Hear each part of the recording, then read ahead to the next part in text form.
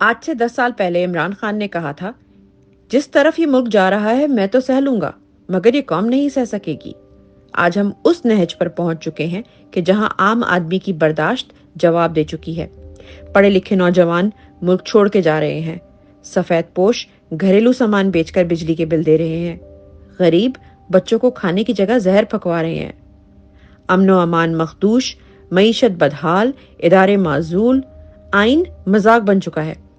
21-22 grade کے افسر صدر پاکستان کا منہ چڑھا رہے ہیں، ناجائز حکومتیں طاقت کا سچشمہ عوام کو آنکھیں دکھا رہی ہیں۔ ریاست اپنے ہی شہریوں کی چادر اور چار دیواری کا کسی غاصب قوت کی طرح پامال کرنے کو قانون بنانے پر مصر ہے۔ ملک کی منتخب حکومت کو بیرونی ایما پر سازش کر کے چوروں کا ٹولہ مسلط کر دیا گیا ہے۔ جو پہلے لوٹا تھا اس کو عام معافی دے دی گئی، جو بچا تھا وہ لوٹنے کی کھلی چھٹی۔ منتخب وزیر اعظم کو عادی مجرموں سے بدتر حالت میں قید کر دیا، اب اس کی تذلیل کر کے اپنی بیمار ذہنیت کی تسکین کر رہے ہیں۔ عدلیہ کا ایک بے وقت تماشائی سے زیادہ کا کردار قبول نہیں۔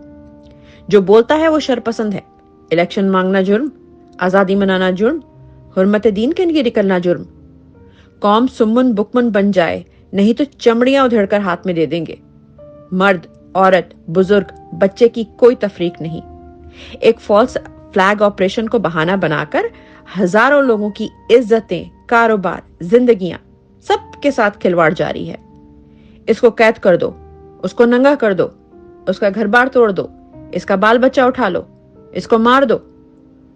اپنا ہی کوئی حشر کا میدان سجا رکھا ہے، آپ ہی مدعی بھی، آپ ہی منصف بھی۔ آخر کب تک؟ عمران خان نے صحیح کہا تھا، وہ تو برداشت کر رہا ہے، لیکن کیا ہم دڑبے میں چھپی مرغیوں کی طرح اپنی باریوں کا انتظار کریں گے؟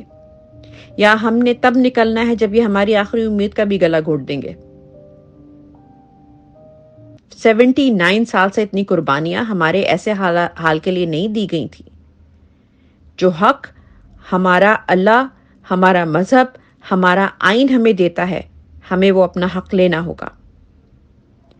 جب تک آپ یہ پڑھیں گے میرے خلاف آپ کو بغاوت پر اکسانے کی ایک اور FIR کا متن تیار ہو چکا ہوگا، اور اس سے بڑھ کر اس تحریر کی سچائی کی کوئی اور دلیل نہ ہوگی کہ آئین و قانون ہمیں جن حقوق کے لیے کھڑے ہونے کی اجازت دیتی ہے وہ آج بغاوت کے زمرے میں آتا ہے۔